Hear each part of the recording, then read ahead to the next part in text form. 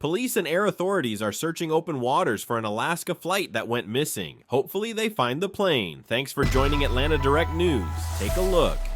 This morning, a search is underway for a small plane with 10 people on board. It vanished mid-flight near Alaska. And we're going to show you a map with the radar data of the plane's flight path across Alaska's Norton Sound yesterday afternoon. And then you can see the moment it stops transmitting over the water. Joining us right now, CNN aviation analyst Miles O'Brien, and a massive search is underway right now. What we know here, Miles, is this is a Cessna plane operated by Bering Air and Alaskan State Police. They were notified at about 4 p.m. yesterday of an overdue aircraft that had gone missing with these 10 people on board. What are your questions as they continue with this search now? Well, checking through the box, it's a very safe aircraft generally, the Cessna 206, the Caravan, 10 passengers and pilot, single engine turbine. It's a workhorse for the backcountry, so that it has a really good safety record. The airline itself been going since about 1979, never had an accident. So you have a safe airline and a safe aircraft. Horrible weather conditions. It is Alaska in the winter after all. We're told that the aircraft arrived near Nome and was told to wait while they cleared the runway because of this bad weather. Now you can see those pictures there. That kind of gives you an idea of what we're talking about. Of course, it's dark at this time of year at that time. And in the course of this holding pattern, waiting for them to clear off the runway, vanished. Now, one of the top things you have to look at in a scenario like that, Kate, is the possibility of icing. If that bad weather coated the wings with ice, the aerodynamic surfaces, the air intake for the engine, the performance of the aircraft would degrade and it could stall and crash. The one thing about the search to consider here is Norton Sound there has a fairly significant amount of ice cover. That aircraft with fuel and passengers probably weighs about 8,000 pounds, but there are places where the ice is actually thick enough to support the craft. So that should give searchers some bit of hope.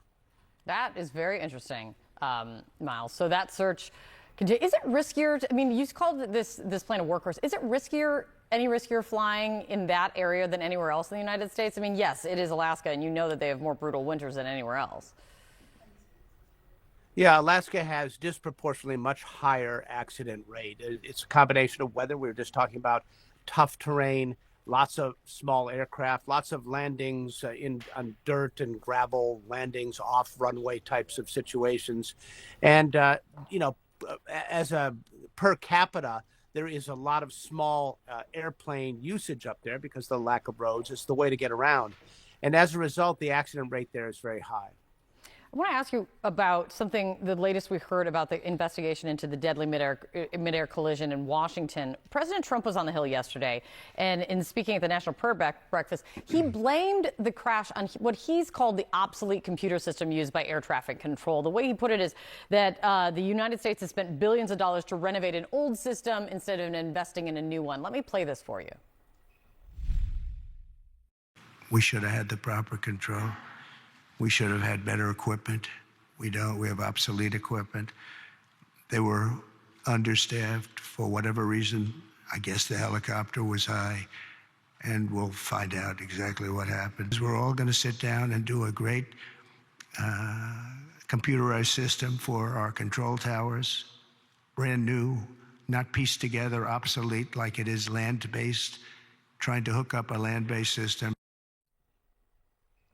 What do you think of that?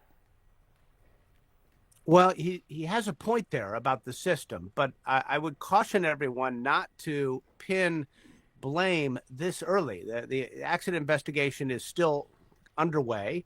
There are a lot of factors that go into these crashes, and whether the computer system, which runs the FAA control system, the radar system, the satellite system, all kind of patched together. Whether that has anything to do with this remains to be seen. But it is true that the FAA has had difficulty modernizing its system, and that difficulty stems from the fact that Congress has not appropriated the money to really do a wholesale change from a ground-based radar system, which goes back to the 50s, to something built on satellites, which is where the future is, of course, Kate.